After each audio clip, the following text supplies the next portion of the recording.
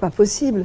Et puis dans la rue, Jean-Jacques a vu un petit gosse qui s'appelait Bernard. Tu t'appelles comment, Bernard? Bienvenue sur Icônes et Silences, là où les mémoires blessées reprennent enfin la parole. Aujourd'hui, nous allons traverser le miroir pour découvrir le visage caché d'une femme que la France croit connaître par cœur. Observez-la bien lorsqu'elle monte sur scène aujourd'hui. À 83 ans, Chantal Goya danse encore. Elle chante avec une fougue inépuisable qui semble narguer le temps qui passe. Pour des générations entières, elle reste l'indétrônable Marie-Rose, cette figure maternelle et magique qui a peuplé nos rêves d'enfants dans un monde idéal. L'imaginaire collectif la voit vivre dans un conte de fées perpétuel. On l'imagine riche, entourée de souvenirs de châteaux en Touraine et protégée par le succès phénoménal de ses 40 millions de disques vendus. Cependant, derrière les projecteurs éblouissants et les costumes colorés se dissimule une vérité beaucoup plus sombre, une réalité économique et humaine brutale que le grand public ne soupçonnait pas. Il y a peu, cette légende vivante a choisi de briser l'armure pour confirmer une rumeur persistante et douloureuse. Non, la fortune immense n'est plus là.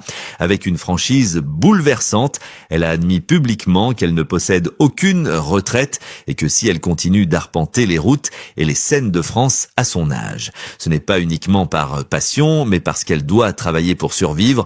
Comment une telle idole, qui a généré des sommes colossales et rempli les plus grands stades, se retrouve-t-elle à devoir chanter pour son existence au crépuscule de sa vie, qui a profité de son innocence et de sa générosité? Est-ce la faute d'une gestion naïve ou celle d'un système impitoyable qui broie les artistes une fois les lumières éteintes? Pour saisir toute la complexité de cette tragédie moderne, il faut se rappeler qu'elle n'est pas née star. Elle est née combattante en Indochine, sous le véritable nom de Chantal de Guerre. Ce patronyme résonne comme un avertissement prophétique. Sa vie entière a été une lutte acharnée pour ne pas disparaître, notamment après l'humiliation publique d'une certaine émission de télévision en 1985 qui a failli la détruire à jamais. Mais avant d'analyser cette chute vertigineuse et la trahison médiatique, nous devons comprendre l'ascension, car dès le départ, dans l'ombre de son succès éclatant, une petite ligne s'écrivait déjà en filigrane, un détail fatidique dans son histoire qui allait dicter ce destin doux amer bien des années plus tard. Tout commence par une rencontre improbable, celle d'une jeune fille à la beauté moderne repérée par Jean-Luc Godard pour son film masculin féminin, et d'un poète visionnaire un peu fou, Jean-Jacques Debout.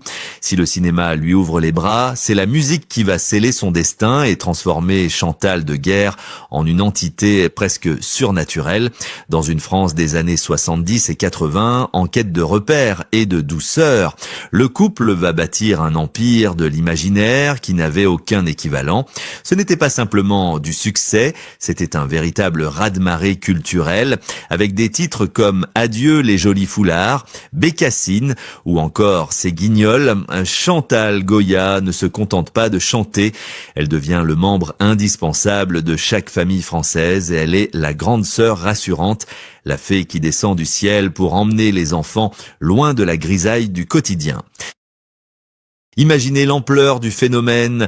Elle est la première artiste à réserver le Palais des Congrès de Paris pour des durées inouïes, jouant à guichets fermés devant des milliers de spectateurs extatiques. Mois après mois, ces spectacles, tels que Le Soulier qui vole ou La Planète Merveilleuse, ne sont pas de simples concerts. Ce sont des super productions dignes de Broadway, des fresques vivantes où la magie opère à chaque seconde.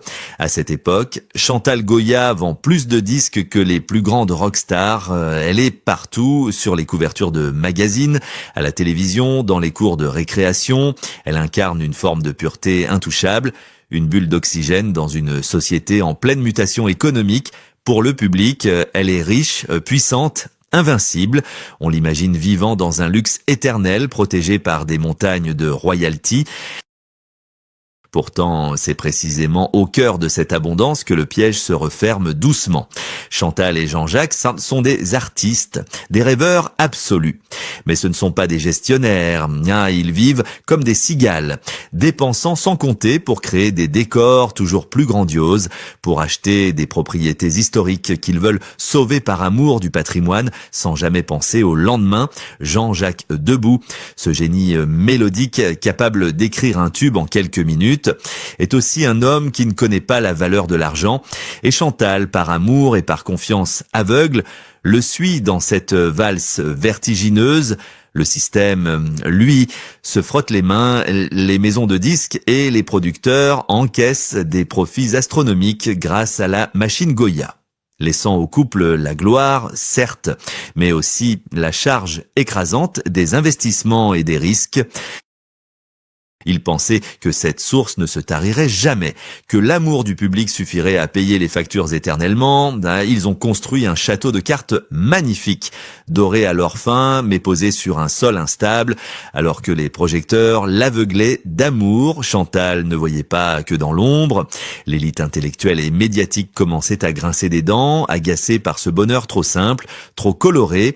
Le succès démesuré attire toujours la jalousie, et sans le savoir, en voulant simplement donner du bonheur, elle était en train de devenir la cible idéale pour une industrie cynique qui attendait le moment propice pour frapper. Personne ne les a prévenus que la chute serait aussi brutale que l'ascension avait été fulgurante et que le prix à payer pour cette innocence serait une vie entière de labeur. Tandis que le public voyait en Chantal Goya une éternelle jeune fille insouciante, la réalité en coulisses devenait une prison dorée, de plus en plus étouffante. Il faut comprendre qu'à cette époque, être une star de l'envergure de Chantal, c'était être une industrie à part entière, mais une industrie où l'artiste est souvent le dernier servi. Les contrats de l'époque, souvent signés dans l'euphorie du succès ou sur un coin de table par confiance mal placée, étaient d'une brutalité inouïe. Chantal générait des milliards de centimes, faisant vivre des centaines de personnes, des musiciens aux techniciens, en passant par les distributeurs et les chaînes de télévision.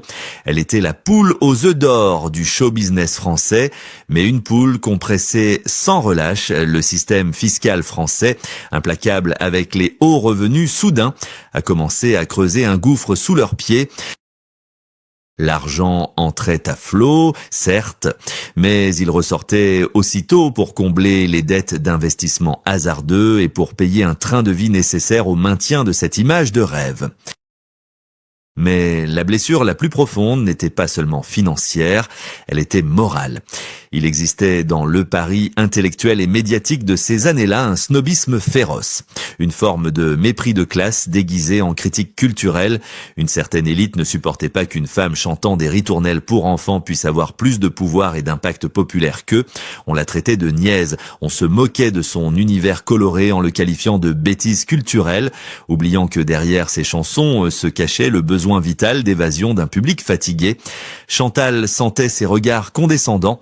Elle entendait les rires étouffés dans les cocktails mondains où elle n'était invitée que par curiosité.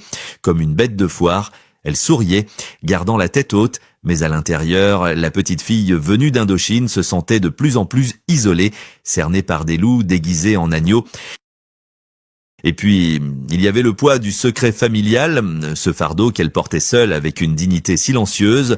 Son mari, Jean-Jacques Debout, l'homme de sa vie. Son Pygmalion était un génie absolu, mais comme beaucoup de génies, il était hanté par ses propres démons, la fragilité de Jean-Jacques. Ses périodes de doute abyssal et sa mélancolie chronique faisaient de Chantal bien plus qu'une épouse ou une muse. Elle devait être le pilier, le capitaine du navire dans la tempête, celle qui gère les crises, qui rassure les banquiers, qui cache les failles. Imaginez la pression sur les épaules de cette femme de voir monter sur scène chaque soir pour incarner la joie absolue devant des milliers d'enfants. Alors qu'en coulisses, elle devait gérer les créanciers et soutenir un mari à la dérive. Elle n'avait pas le droit à l'erreur, pas le droit à la fatigue et surtout pas le droit de briser l'illusion. C'est cette vulnérabilité cachée, ce mélange de succès populaire immense et de fragilité financière et personnelle qui a fait d'elle la cible parfaite, le monde des médias, sentant peut-être que le vent tournait ou cherchant simplement du sang neuf pour faire de l'audience, a commencé à aiguiser ses couteaux. Il ne voulait plus seulement se moquer, il voulait voir l'idole tomber de son piédestal. L'atmosphère devenait lourde, électrique, comme un ciel d'orage avant la foudre. Chantal ne le savait pas encore, mais le piège était déjà tendu et l'invitation qu'elle allait recevoir pour une certaine émission de télévision n'était pas un hommage, c'était une convocation pour une exécution publique.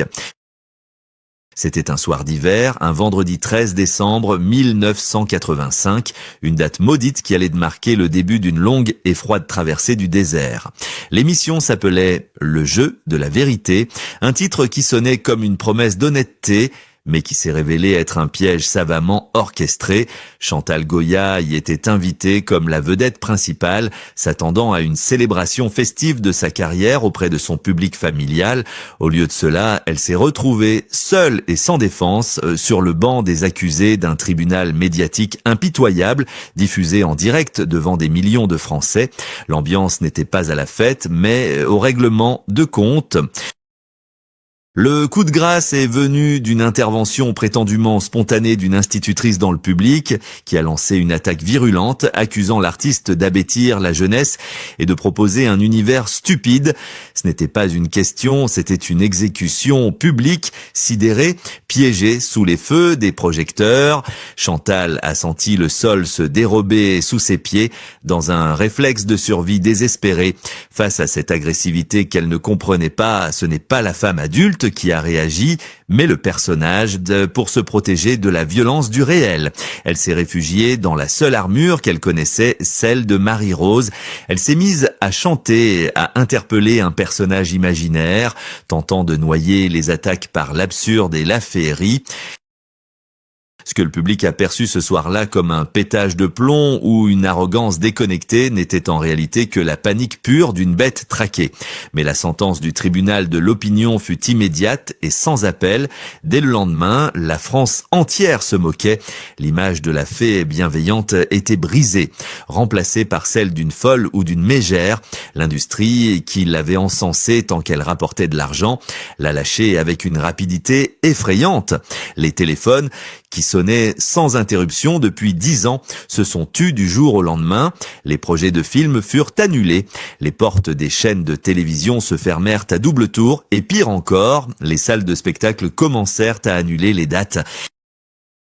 C'est ici que le véritable drame se noue, bien au-delà de l'orgueil blessé. En la privant de scène, le système l'a privé de son unique source de revenus, alors même que les dettes colossales contractées pour ces spectacles pharaoniques continuaient de courir du statut d'icône nationale. Elle est passée à celui de paria, laissée seule avec des créanciers aux abois et un mari dévasté. Elle pensait avoir touché le fond, mais il lui faudrait des décennies pour comprendre l'ampleur des dégâts et trouver la force de dire enfin ce qu'elle avait sur le cœur. Le silence allait durer 40 ans jusqu'à ce que, n'ayant plus rien à perdre, elle décide enfin de parler. C'est finalement à l'aube de ses 83 ans, alors que la plupart des gens aspirent à un repos mérité, que Chantal Goya a décidé de faire tomber le dernier masque. Il n'y a pas eu de grand procès, ni de conférence de presse vindicative.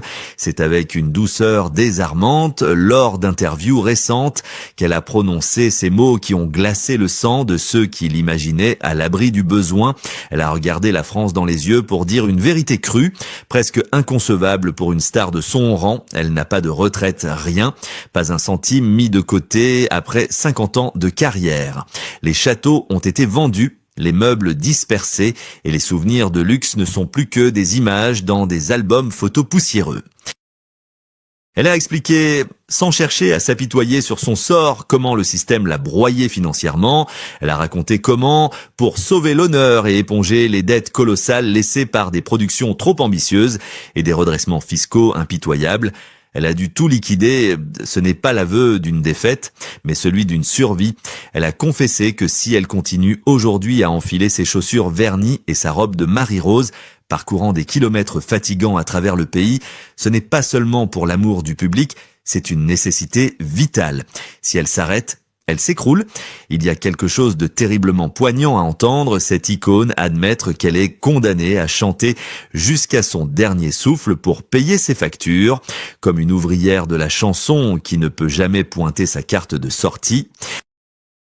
Mais le plus surprenant dans cette rupture du silence, c'est son attitude envers ceux qui ont précipité sa chute lorsqu'on évoque ce fameux soir de 1985 où les producteurs qui l'ont abandonné quand le vent a tourné, Chantal ne crie pas vengeance. Elle cite le nom de l'animateur ou des critiques de l'époque non pas avec haine, mais avec une lucidité effrayante. Elle leur a pardonné, dit-elle, car la rancune est un poison qui tue celui qui la porte. Cependant, elle n'oublie pas, elle rappelle simplement que ces hommes qui voulaient briser sa carrière pour faire de l'audience ont failli briser une vie en refusant de jouer le rôle de la victime éplorée. Elle reprend le pouvoir, elle montre que ceux qui ont tenté de l'humilier ont peut-être réussi à lui prendre son argent, mais ils n'ont jamais réussi à lui prendre sa dignité, ni l'amour indéfectible de ceux qui, aujourd'hui encore, remplissent les salles pour lui dire merci. L'histoire de Chantal Goya n'est pas seulement celle d'une chanteuse pour enfants qui a connu des hauts et des bas, c'est un miroir tendu à notre propre société de consommation. Une société qui adore fabriquer des idoles pour mieux les brûler sur la place publique dès qu'elles cessent d'être parfaites. Son parcours nous force à nous poser une question dérangeante sur la nature de notre relation avec les célébrités. Sommes-nous prêts à accepter que derrière le masque de la star, il y a un être humain qui vieillit, qui souffre et qui, parfois, doit lutter simplement pour remplir son frigo? Combien d'autres artistes, adulés hier, vivent aujourd'hui dans le silence d'une précarité invisible, trop fiers pour demander de l'aide, trop dignes pour montrer leurs blessures? Chantal Goya, avec son éternel sourire et sa volonté de faire, nous offre une leçon magistrale de résilience.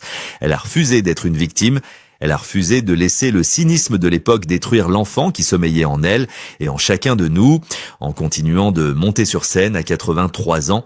Malgré les douleurs et malgré l'absence de fortune, elle ne fait pas que chanter des comptines. Elle pose un acte de résistance. Elle nous rappelle que la véritable richesse ne se mesure pas aux chiffres sur un compte en banque, ni aux couvertures de magazines, mais à la capacité de rester debout quand tout le monde vous prédit à genoux. Aujourd'hui, lorsque les rideaux s'ouvrent et que la musique commence, les applaudissements qui retentissent dans la salle ont changé de nature. Ils ne saluent plus seulement Marie-Rose, le personnage de fiction, ils saluent Chantal de Guerre, la femme courageuse qui a traversé les tempêtes sans jamais lâcher la main de son public. Elle ne demande ni pitié, ni charité. Elle demande simplement le respect dû à ceux qui ont consacré leur vie à donner du bonheur, quel qu'en soit le prix personnel. Comme elle le dit si bien à travers ses actes, on peut tout lui prendre, sa fortune, sa jeunesse, ses châteaux, mais on ne lui prendra jamais sa liberté de chanter, et c'est peut-être là, dans cette obstination joyeuse à exister, que réside sa plus belle victoire.